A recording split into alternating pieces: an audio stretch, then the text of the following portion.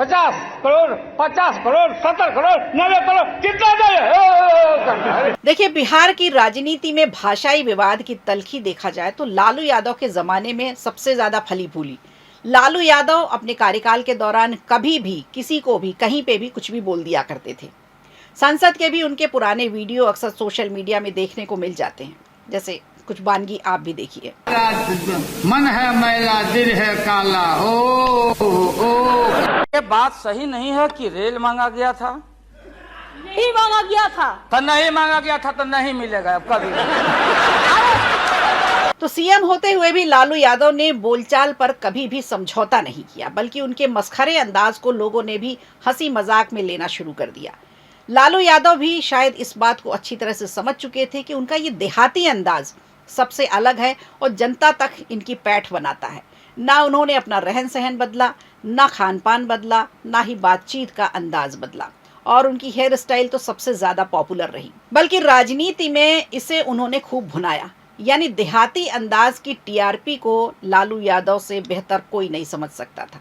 लेकिन कई बार हंसी मजाक में वो गहरी चोट भी दे जाते थे और लोगों को लगता था मजाक ही तो किया है। गौर करने वाली बात यह है कि पढ़ा लिखा तबका उन्हें कम पसंद करता था। उनकी शिक्षा को लेकर अक्सर चोट करता था, हमलावर रहता था। राबड़ी के सीएम बनने के बाद तो ये तबका और भी ज्यादा नाराज हो गया और देश भर से ये आवाजें उठने लगी कि क्या बिहार में कोई पढ़ा लिखा नेता नहीं है जो बिहार की जनता के बारे में सही तरीके से विचार कर सके। अब उसी राह पर 9वीं फेल लालू के बेटे तेजस्वी यादव ही चल पड़े हैं। उनके दो कारण है सामने समझ में आते हैं। पहला तो ये कि बचपन से पिता को ऐसे ही बातचीत करते देखा, उन्हीं से सब कुछ सीखा। दूसरा, बिहार की राजनीति में देखा जाए तो भाषा पर तलखी कोई नई बात नहीं है, लेकिन पिछले कुछ महीनों की बात करें तो तेजस्वी यादव के जिस तरह से बयान आ रहे हैं, न केवल सत्तारूढ़ एनडीए को बल्कि आम जनता को भी वो हैरत में डाल रहे हैं। ऐसे ऐसे शब्दों का इस्तेमाल किया गया है। प्रधानमंत्री नरेंद्र मोदी और बिहार के सीएम नीतीश कुमार के खिलाफ तेजस्वी यादव के अपशब्दों और तीखी टिप्पणियों ने सियासी माहौल गरमा दिया। इस पर केंद्रीय गृह राज्य मंत्री नित्यानंद राय ने तेजस्वी को संस्कारहीन बता दिया। तेजस्वी के बयानों को देश की जनता का अपमान बताया। अब ऐसा सियासी घमासान 2025 के बिहार विधानसभा चुनाव से पहले कई सवाल भी खड़े करता है। तेजस्वी की ऐसी भाषा के पीछे क्या उनकी कोई मजबूरी है?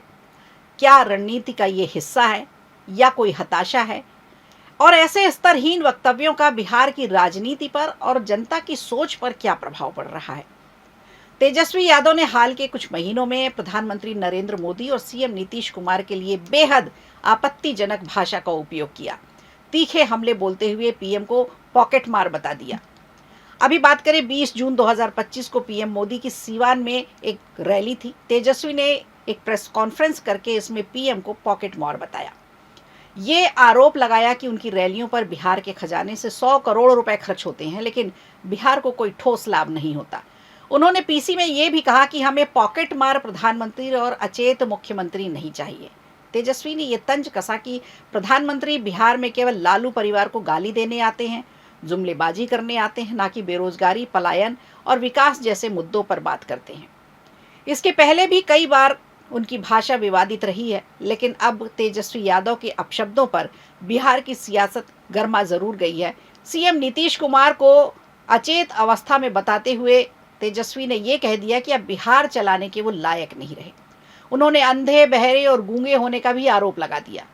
नीतीश कुमार का जब महिला संवाद यात्रा कार्यक्रम हुआ था, उसमें पहुंचे थे जब नीतीश कुमार, तो उसे राजनीतिक पर्यटन बताया। यही नहीं, तेजस्वी यादव ने जीजा आयोग, जमाई आयोग, मेहरारू आयोग जैसे तंज भरे अपशब्दों का इस्तेमाल किया। तेजस्वी यादव के बोल कुछ इस तरह से बिगड़े कि ना तो उन्होंने उम्र का लिहाज किया, ना ही अनुभव का। इन बयानों पर बीजेपी और जेडीयू ने भी कड़ा जवाब दिया है। केंद्रीय गृह राज्य मंत्री नित्यानंद राय ने तेजस्वी को संस्कारहीन तो बताया ही, उन्होंने ये भी कहा कि जिसने भी गरीबों की आह ली है वो बर्बाद हुआ है। लालू यादव और उनकी पार्टी के लोगों ने गरीबों पर बेहद अत्याचार किया था।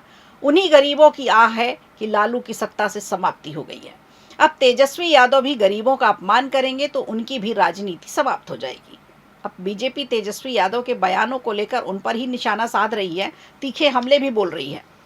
हालांकि तेजस्वी की टिप्पणियों को बिहार के गरीबों का अपमान बताया जा रहा है, क्योंकि बिहार की गरीब जनता का एक सपना था कि उनका अपना घर हो, बिजली हो, पानी हो। उनके इन सब सारे सपनों को प्रधानमंत्री नरेंद्र मोदी की सरकार पूरा कर रही है। वैसे तेजस्वी यादव को ये मालूम होना चाहिए कि प्रधानमंत्री किसी एक पार्टी का प्रतिनिधित्व नहीं करते, किसी एक पार्टी के नहीं होते, बल्कि पूरे देश के पीएम होते हैं। उनके खिलाफ अपशब्द बोलना देश का और जनता का और उन्हें जो चुना गया है उसका अपमान है। तेजस्वी यादव को भाषा के कुसंस्कार देखा जाए तो विरासत से ही मिले हैं। अब इसे गौर से समझें तो क्या तेजस्वी यादव हताश हो चुके हैं? सत्ता से पार्टी की लगातार दूरी ने क्या उन्हें निराश कर दिया है? बार बार बिहार की जनता उन्हें खारिज कर देती है। इधर इंडिया गठबंधन भी सीएम फेस के लिए राजी नहीं होता दिख रहा। कांग्रेस के साथ दिखावे बस का गठबंधन है, तो पूरी पार्टी से सीटों पर निर्भर है कि किसकी कितनी सीटें होंगी, उस हिसाब से सीएम फेस दिया जाएगा। ये तो महागठबंधन की बात है। अब चुनावी माहौल में उनके लिए बिहार की सत्ता का मिलना और ना मिलना दोनों ही उनके राजनीतिक भविष्य तय करेंगे, उनके राजनीतिक करियर को तय करेंगे। पक्ष और विपक्ष दोनों तरफ से राजनीतिक बयानबाजी हो रही है, कोई किसी से कम नहीं पड़ना चाहता। लेकिन इस बीच तेजस्वी के मन की खींच उनके इस तरह के अनर्गल बयानों से जरूर साफ झलकती है। तो आपको क्या लगता है, तेजस्वी यादव इस तरह के बयान क्यों दे रहे हैं? क्या अपनी उनकी रणनीति का एक हिस्सा है? क्या बिहार के जो सीएम का फेस उनको अभी नहीं बनाया गया है उसकी हताशा है, निराशा है? आप क्या सोचते हैं, हमें कमेंट बॉक्स में ज़रूर बताइएगा। वीडियो अच्छा लगा हो तो लाइक कीजिए, शेयर कीजिए और कमेंट बॉक्स में हमें ज़रूर बताइए।